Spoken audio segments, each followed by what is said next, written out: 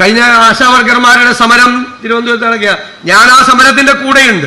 പക്ഷെ ഞങ്ങളുടെ കൂടെയുള്ള ഒരു തൊഴിലാളി നേതാവ് അതിന് വിരുദ്ധമായി അവർക്ക് വേദന ഉളവാക്കുന്ന തരത്തിൽ പ്രവർത്തിച്ചപ്പോൾ പ്രൊഫസർ ജെ ദേവിക എനിക്കൊരു തുറന്ന കത്തെഴുതി. രൂക്ഷമായ ഭാഷയിലാണ് എനിക്ക് ആ കത്തെഴുതിയത്. എനിക്ക് വേണമെങ്കിൽ മാധ്യമങ്ങൾ ചോദിക്കുമ്പോൾ അവരെ പരിഹസിച്ചുകൊണ്ട് എനിക്ക് സംസാരിക്കാമായിരുന്നു. ഞാൻ അതല്ല ചെയ്തത്. ഞാൻ അവരെ വിളിച്ച് അങ്ങനെ ഒരു കത്തെഴുതി എന്നെ അവരെ അഭിനന്ദിച്ചു. എന്നെ തിരുത്തിയതിന്. ഞാനല്ല തെറ്റ് ചെയ്തത്, എന്റെ കൂടെയുള്ള ഒരാളാണ്. ഞാൻ പറഞ്ഞു ഞാനത് തിരുത്തും. അപ്പൊ എനിക്ക് ഭയങ്കര സന്തോഷം എനിക്കാണ് ഉണ്ടായത്. അവര് ചൂണ്ടിക്കാണിച്ചു തന്ന ഒരു തെറ്റാണ് എന്ന് നമുക്ക് തോന്നി. തിരുത്താൻ പ്രേരിപ്പിച്ചുകൊണ്ടേയിരിക്കണം.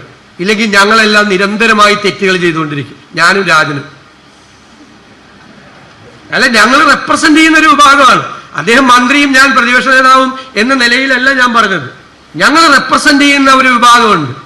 ആ റെപ്രസെന്റ് ചെയ്യുന്ന വിഭാഗം ചുറ്റുപാടുകളും സ്തുതിപാതകരെ കൊണ്ട് നിറഞ്ഞിരിക്കുന്നവരാണ്. ഞങ്ങളുടെ അല്ല, പുള്ളിയുടെ പുറകെ ചുറ്റുമുണ്ട്, എന്റെ ചുറ്റുമുണ്ട്. അത് മാത്രം കേട്ട് നടക്കേണ്ട ഗതികേട് ഞങ്ങൾക്ക് ഉണ്ടാവരുത്. കേരളത്തിലെ എഴുത്തുകാർ, സാംസ്കാരിക പ്രവർത്തകർ, സാമൂഹ്യ പ്രവർത്തകർ രൂക്ഷമായ ഭാഷയിൽ ഞങ്ങളുടെ തെറ്റുകളെ വെറുതെ കിട്ടുകയറല്ല, ഞങ്ങളെ രൂക്ഷമായ ഭാഷയിൽ ഞങ്ങൾ വിമർശിക്കണം.